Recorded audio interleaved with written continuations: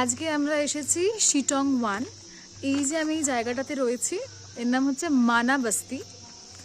জায়গাটা একদম অফবিট, মানে এতটাই অফবিট তোমরা যদি ম্যাপে খুঁজতে চাও তাহলে তোমরা পাবে না। মেনলি এখানে খুব কম লোক বসবাস করে, বাট ভিউটা দেখো কি অসাধারণ। অফবিট আসতে গেলে এটাই মজা। এই ফুল গাছগুলো দেখো কি দারুণ লাগছে। এগুলো সব পাহাড়ি ফুল। এগুলো যদি আমরা নিয়ে যেতেও চাই না একটা ছোট চারা, শুধু শীতকালটুকুই কলকাতায় বাঁচবে, তারপর আর বাঁচবে না। শুধু এই ফুলগুলো আমাদের এখানে পাওয়া যায়। তো এই যে বাতাবি লেবু, এখানে ওরা অন্য কিছুই বলে, আমাকে বলেছিল, আমি নামটা ঠিক ভুলে গেছি।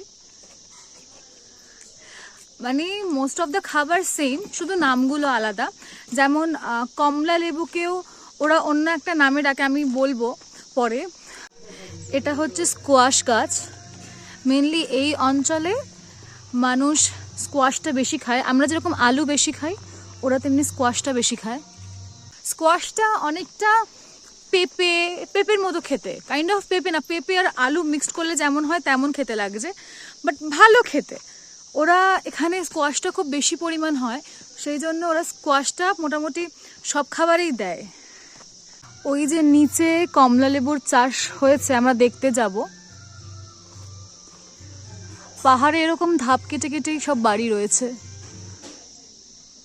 আমাদের লুসি, ও কিন্তু খুব ফ্রেন্ডলি।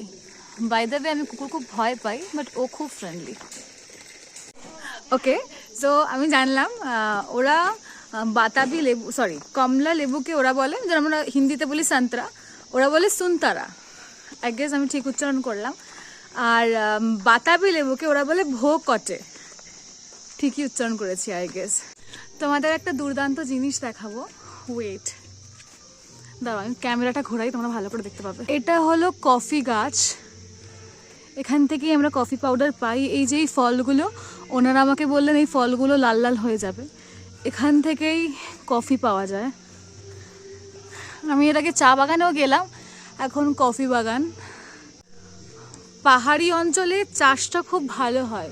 বেসিক্যালি এখানে এসেছি না, এদের কারোর এজ মানে এদের কারোর এজ বোঝাই যাচ্ছে না।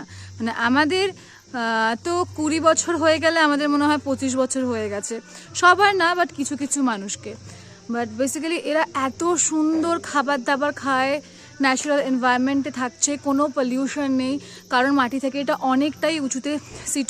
শিটং 1 এটা। তো ওরা এত ন্যাচারাল খাবার দাবার খায় যে এদের স্কিন এত গ্লেজ দিচ্ছে। তোমরা শুধু আসো, এখানে প্রায় 6 মাস থাকো, ব্যাস স্কিন একদম। এখানে আমি আর একটা ফ্লাওয়ার গার্ডেন পেয়েছি, এখানে ছবি খুব ভালো তোলা যাবে। পুরো রাস্তা এখান দিয়ে পুরো ফ্লাওয়ার গার্ডেন গেছে আস্তে আস্তে।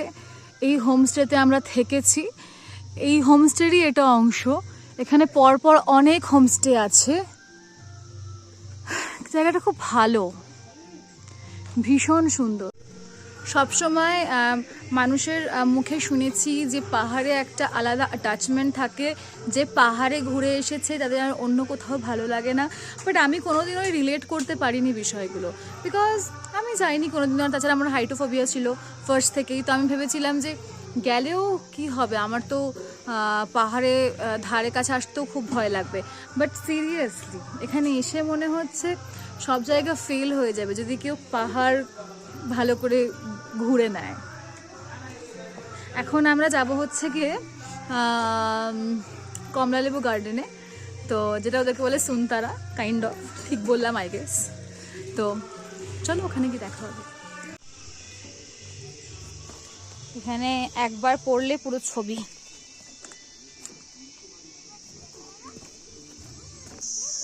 এটা টমেটো, বেগুন, এটা বেগুন, হ্যাঁ।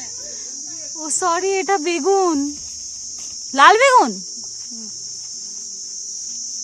ওটা টমেটো ছিল না, ওটা ছিল বেগুন, পাহাড়ি বেগুন। ছোট ছোটই হয় দিদি, ওরকম ছোট ছোটই হয়। এই যে লঙ্কা হয়েছে, দাদা অলরেডি অনেক কটা নিয়ে নিয়েছে, আমি একটা নেবো। আর বাতাগুলোতে হাত দাও, ইয়ে হাত দাও, ওরম না, একটা হাত দাও, একটা হাত দাও। এই যে কমলা লেবুগুলো দেখলে, কমলা লেবু গাছগুলো দেখো। এই কমলা লেবুগুলোতে এখনো কমলা লেবু হয়নি, সবুজ রঙের ছোট ছোট রয়েছে। আমি তো ভেবেছিলাম এসে কমলা লেবু পেরে খাবো, বাট আমার আশায় জল ঢেলে গেছে। বিকজ ডিসেম্বরে যদি আসতাম তাহলে কমলা লেবু পাকা দেখতে পারতাম। আমি মিডিলে একবার পড়েও গেছি এই ভ্যালি থেকে নামতে গিয়ে, তার ফুটেজটা আমার কাছে নেই।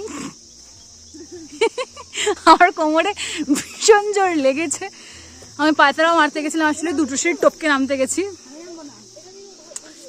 ওয়েট, এটাকে দেখে টমেটো মনে হলো, ছোট টমেটো, বাট ছোট টমেটো নয়, কারণ টমেটোর ওপরের সাইডটা এরকম হয় না।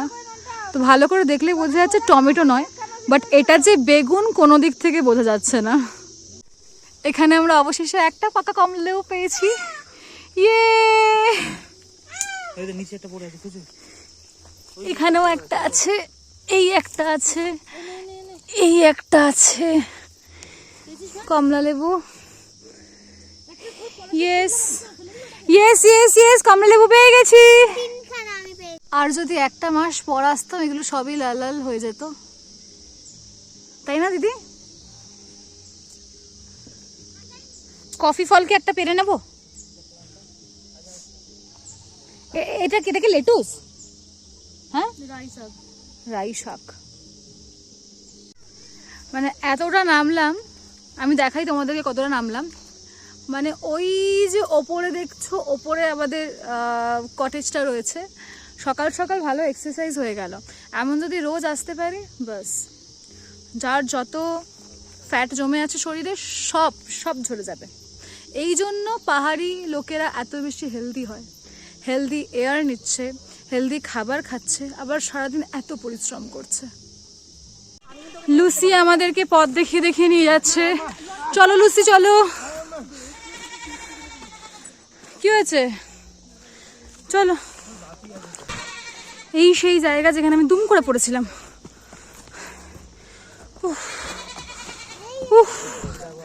মাই গড। আমরা শিটং ওয়ানে যেই হোমস্টেতে দুদিন থেকেছিলাম সেটা হচ্ছে আরাকিয়া হোমস্টে। এই হোমস্টের ব্যাপারে ডিটেলসে আমি ইউটিউব শর্টসে তোমাদেরকে বলে দেবো। সবচেয়ে ভালো লাগার বিষয় হচ্ছে এখানে খাবার দাবার তোমাদের সামনেই তৈরি হবে আর সামনেই পরিবেশন করা হবে। খাওয়া দাওয়া সেরেই আমরা চলে গেছিলাম যোগীঘাটের উদ্দেশ্যে। এখানকার ভিউ আমার সত্যি খুব ভালো লেগেছে। নিচ থেকে বয়ে যাচ্ছে ঝর্ণা, আর উপর থেকে এরকম সুন্দর একটা ব্রিজ তোমাকে একদম অন্য একটা দুনিয়ায় যেন নিয়ে যাবে। পাহাড়ে যেহেতু আমি প্রথমবার ঘুরতে এসেছি, তাই প্রত্যেকটি জায়গায় আমার বিশেষ ভালো লেগেছে। কোনো কিছুর সাথে কোনো কিছুটাই কম্পেয়ার করা যায় না, সবের মধ্যেই একটা নতুনত্ব আমি খুঁজে পেয়েছি। যদিও এইবারের ট্রিপে আমাদের মেন স্পটগুলোই ভিজিট করা হয়নি বিশেষ কিছু কারণের জন্য, পরের বার হয়তো আবার আসা হবে, আবার ঘোরা হবে। কিন্তু এই পুরোটা ট্রিপেই আমার হোমস্টেটাকেই ভীষণ ভালো লেগেছে, কারণ যেই দুদিন ছিলাম বিভিন্ন ধরনের সেখানে প্রোগ্রাম হয়েছে। আমরা বিশেষ একটা দিনে গেছিলাম যেটা ওদের একটা বড় উৎসব, যেটা দিওয়ালির সময় পালন করা হয়। এখানে তোমরা দেখো ওরা কি সুন্দর করে গান গাইছে এবং সকলকে তারা মাতিয়ে রাখছে, এটাই অনেকটা।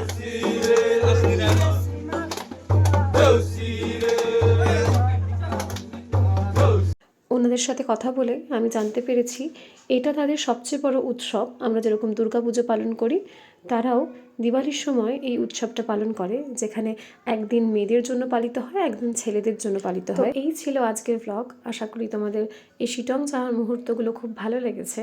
দেখা হবে তোমাদের সঙ্গে আবার পরবর্তী একটা ব্লগে।